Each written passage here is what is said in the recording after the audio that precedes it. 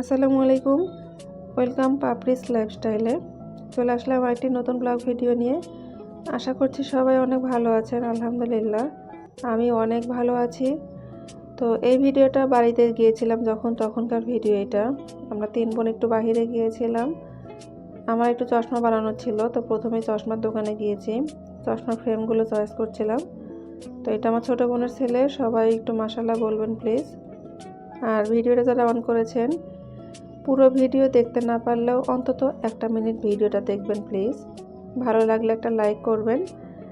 আর আমার পেজে এবং আমার ইউটিউব চ্যানেলে যারা নতুন আছেন, প্লিজ একটা সাবস্ক্রাইব করে দিয়ে আমার পাশেই থাকবেন। এই কাজটি যারা অলরেডি করে দিয়েছেন তাদেরকে অসংখ্য অসংখ্য ধন্যবাদ। চশমার দোকান থেকে একটু গেলাম কুকারের দোকানে। একটু কুকার কেনার দরকার ছিল, মিনি কুকারটা আমার হাজব্যান্ডের জন্য। ও মেসে থাকে, ওকে রান্না বান্না করে খেতে হয় মাঝে মাঝে। তো এই কুকারটাই পছন্দ হয়েছে অনেকগুলো কুকার দেখার পরে। এটা বাজাজ কোম্পানির কুকারটা, ভালো ছিল। তো এই কুকারটার দাম নিয়েছে 1050 টাকা। আমি বাসায় নিয়ে এসে কিন্তু রান্না করেছিলাম। ভিতরে সসপ্যানটা নন স্টিক ছিল, রান্না করে অনেক ভালো লাগছে।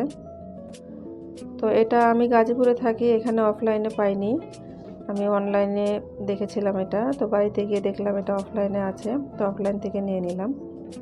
তো তারপরে আসছি কসমেটিকের দোকানে, মেয়ের কিছু টুকটাক কেনাকাটার ছিল, সেগুলো করে নিলাম। তারপরে এই যে ফ্লাওয়ারের দোকানে এসেছি। তো আমি বাড়ি গেলে কিন্তু এই ফ্লাওয়ারের দোকানটাতে আসবই। এখান থেকে কিছু ফ্লাওয়ার হলেও আমি নিয়ে যাই।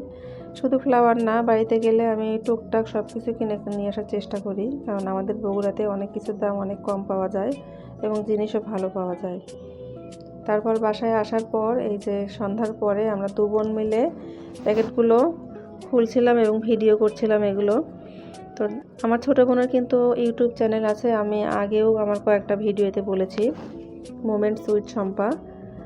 পারলে সবাই একটু ওর চ্যানেলটা ঘুরে আসবেন, আশা করব ভালো লাগবে ওর চ্যানেলটা আপনাদের।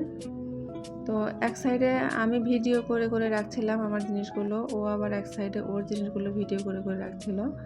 তো আমারগুলো পরে ও দেখিয়েছে, আবার ওরগুলো আমি দেখাচ্ছি। এই যে ওর একটু বক্স নিয়েছে, এই যে প্লেট নিয়েছে, ওর মেয়েদের জন্য বক্স নিয়েছিল আর ছেলের জন্য এই প্লেটটা নিয়েছে। ওর কিন্তু আসলে কোনো কেনাকাটা করার ইচ্ছা ছিল না, কিন্তু ওই যে আমরা মেয়ে মানুষ, বিশেষ করে কুকারের দোকানে গেলে তো খালি হাতে আসবই না। আমি অন্তত পারি না খালি হাতে আসতে, আমার কিছু না কিছু নিয়ে আসতেই হয়। তো আপনাদের কার কার এরকম হয় একটু কমেন্টে জানাবেন।